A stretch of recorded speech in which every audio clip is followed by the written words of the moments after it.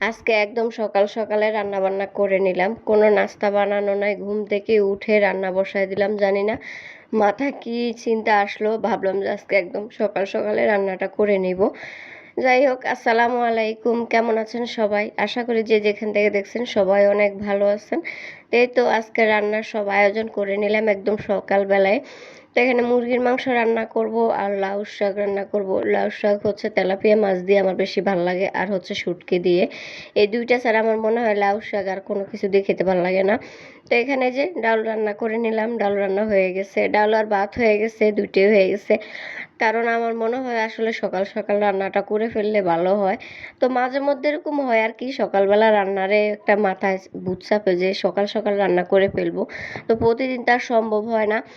তো এই তো আজকে মুরগির মাংস রান্না করতেছি। আমার ছেলে মুরগির মাংস অনেক পছন্দ। ও হচ্ছে গরুর মাংস, কোনো মাংস অত পছন্দ না, শুধু মুরগির মাংসটা ছাড়া। যদি মুরগির মাংস থাকে ও অনেক খুশি হয়। প্রতিদিন আমি রান্না করলে রান্নার পরে পাতিল উল্টে দেখে দে আমি কি রান্না করছি, ঢাকনা সরায় দেখে।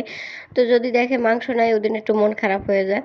তো এই তো তো আমি মুরগির মাংসটা সব মশলা দিয়ে কষিয়ে নিলাম। কষানোর পরে একটা আলু দিছি সাথে।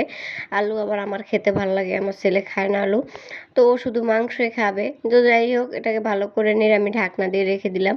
রেখে দেওয়ার পরে যে ঝোল দিয়ে দিচ্ছি। ঝোল কিন্তু আসলে এটা তো ব্রয়লার মুরগি, ব্রয়লার মুরগির থেকে এমনিতে ঝোল বের হয়, তারপরেও একটু দেওয়া লাগে, অথবা কিন্তু সিদ্ধ হয় না ভালো করে। আর এখানে লাউ শাক রান্না করব।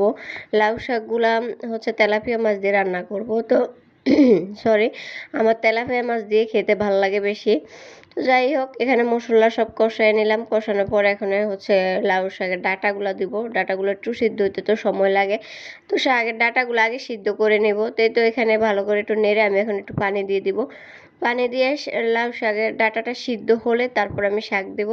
তো এখানে যে মোটামুটি সিদ্ধ হয়েছে, পুরোপুরি সিদ্ধ করা হয় নাই। তো এখানে শাক দিয়ে দিলাম।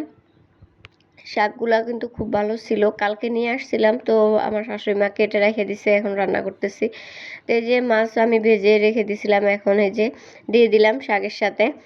তো এরকমভাবে শাক রান্না করলে আমার কাছে খেতে ভালোই লাগে, আর শাকগুলো ভাজি করলেও খেতে ভালো লাগে। যদি সাথে একটা আলু দিতাম তাহলে আরও ভালো লাগতো, কিন্তু আমার শাশুড়ি মা তো আলু পছন্দ করেন না, উনি একদমই আলু দেখতে পারেন না। তো এই জন্য আর দেই নাই, কারণ মা রাগ হবেন আলু দিলে পরে। তো এই তো এখানে মুরগির মাংস রান্না হয়ে গেছে, আর চুলার উপর থেকে উঠে কিন্তু আমার ছেলে ভাত খেয়ে ফেলছে, ও খাইতেছে। তো এখানে কিন্তু শাকও রান্না হয়ে গেছে প্রায়।